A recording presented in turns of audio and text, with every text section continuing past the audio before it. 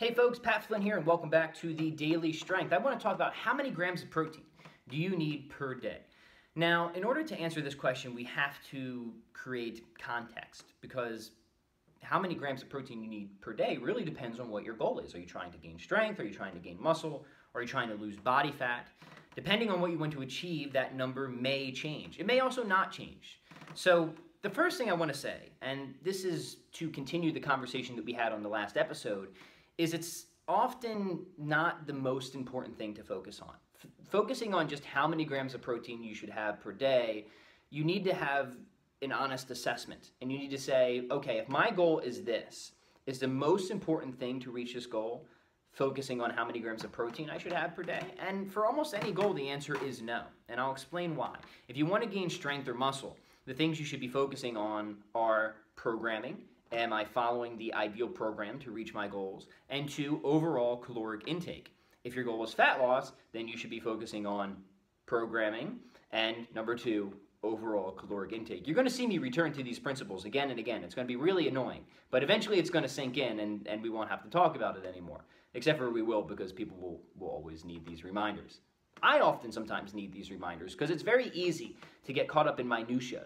And sometimes the minutia can be a little bit helpful, but it's usually only marginally helpful.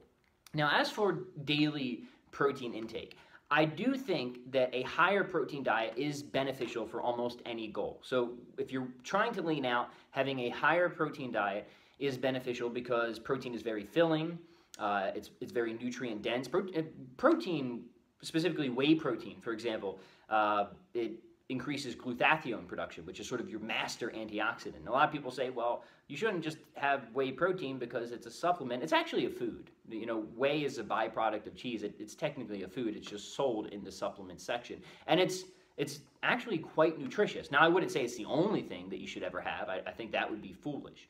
But having something like a whey protein as part of your diet can be very helpful. Now, if you don't like whey protein, that's fine. You could have a hemp protein, a pea protein, an egg protein, but I would say some type of protein supplement can be really useful for just about any goal. So for example, if your goal is to lose body fat, you can easily start to sub in protein shakes, lower calorie, high protein food replacements or meal replacements, and that's going to really help you bring your calories down overall.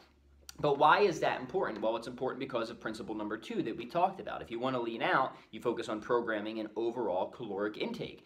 So then if part of your plan to lower caloric intake is to increase protein intake, as using it either as a meal replacement or some type of controlled fasting regimen, that can be really helpful. In fact, it's one of the best strategies that you can use. The studies have shown that people who use meal replacements actually have a lot of success both in the short and long term. So it's important to understand the principles behind it before we just start giving arbitrary numbers of, oh, you should have 75 grams of protein or you should have 100 grams of protein or anything like that. No, understand where it's coming from because then those numbers can and will vary. Same thing, if you're trying to gain strength or muscle, part of the reason that adding protein shakes can be helpful is because of principle number 2, overall caloric intake. It helps you get more calories in. And the protein, of course, is useful for repairing and building new muscle tissue as well, but it's not critically essential.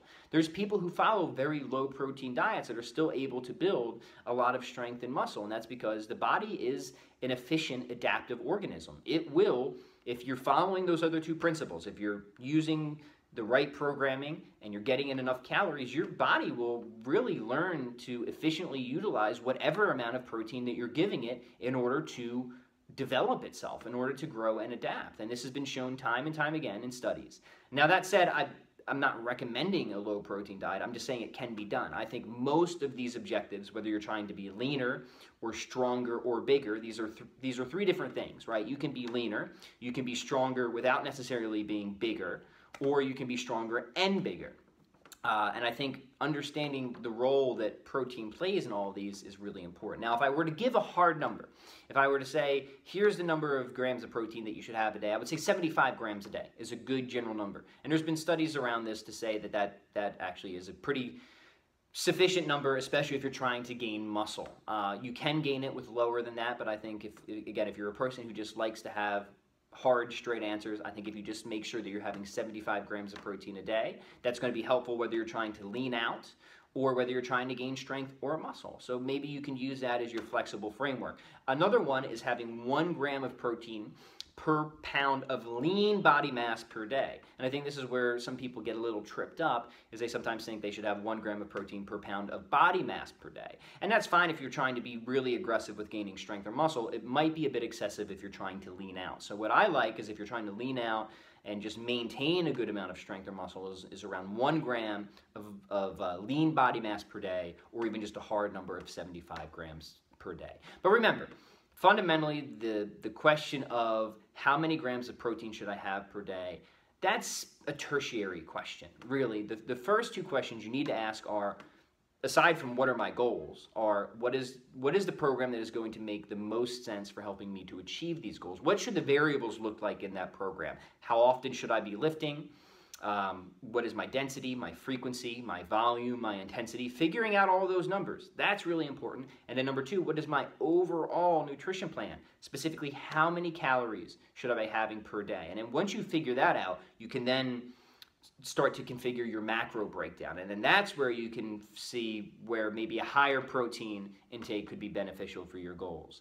But it's not until you have those first 2 questions figured out that you should even begin thinking about, and especially arguing about, what is the ideal number of grams of protein per day. There is no ideal number of grams of protein per day. So we can settle that right now. That's just a complete myth. There's only what's going to be beneficial for you and what your goals are. So hopefully this video has been helpful. This has been the Daily Strength, and we will see you tomorrow.